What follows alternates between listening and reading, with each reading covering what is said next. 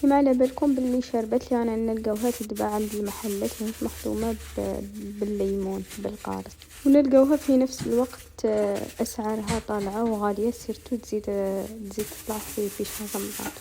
تابعوني اليوم نمدلكم الوصفه التجاريه تاع الشربات اللي تقدروا نتوما تدوها كمشروع وتتاجروا بها في رمضان.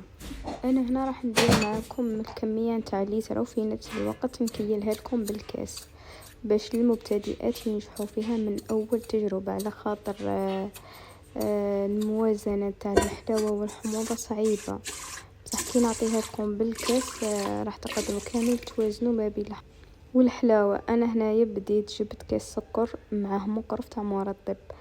هذا المرطب تلقاوه يتباع عند محلات تاع بيبيعات ولا تاع الكاطو، يبيعوا ديزاين تاع الكاطو. قولوا له اعطينا مرطب يتباع بالميزان، قصة 3000 5000 تجيب لكم كميه كبيره.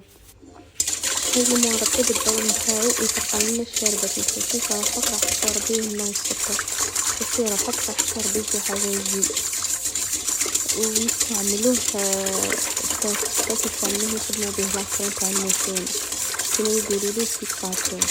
ومن بعد جبت طاس درت فيه 6 كيلات ماء اللي هما الليتر تاعنا، زدت لها مقرف تاع صوفارون مستحلى بالليمون وقعدت نخلط، وزدت مقرف تاع حمض الليمون اللي هو حمض الستريك، وثاني قعدت نخلط حتى نتاكد بلي ذابونا هذوك الحبيبات تاع حمض الستريك. ومن بعد نزيد بعد ما خلطت كذا زدت السكر والمرطب بكل خلطتهم مع بعضهم. ونقطة مهمة حبيت نقولكم عليها هي انه المرطب لازم تخلطوه مع السكر، على خاطر لو كان ديروه وحده مع الماء راح يتكتل لكم وهذاك الخليط قاع تلوثوه. وباش كامل يجيكم ما يتكتلش لازمنا نخلطوه مع السكر. كي يتخلط مع السكر عادي شغل ما راحش يتكتل وما راح تلقاو مشكل. ومن بعد هكذا نكونوا وجدنا العصير تاعنا. انا هنايا كنت نخدم فيه لضيافي، درتو في طاس ووجدته كما تقدروا نتوما ديروه تستعملوه كمشروع تجاري وتبداوه في رمضان. ودوك راح نعطيكم الاسعار.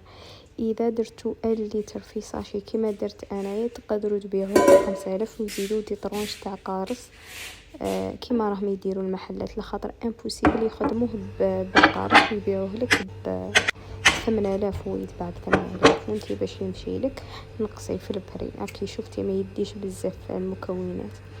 واذا كنتي راح ديري في قرعه بلاستيك تاع 1 لتر زيدي في الثالث بحق القرعه تاع البلاستيك تما تبيعيه ب8000.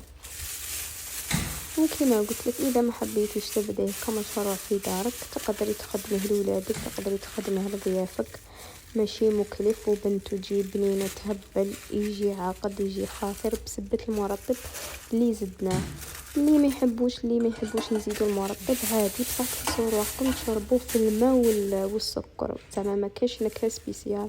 والمرطب انسوا باللي يديلكم نكهه ماشي مليحه. ولا المهم انه الدور تاع المرطب يثقل لنا الشربة تاعنا. كما راكم تشوفوا كي يكون يسربي فيها تلاحظوا باللي الشربات نتاعو ثقيله. وهذه نكون وصلنا لاخر الفيديو. معليا نقول لكم ديروا لي جيم وكومونتير وقولوا لي الوصفه اللي راكم حابين نديرها لكم الفتره الجايه، تكون وصفه تجاريه مع الاسعار اكيد. سلام.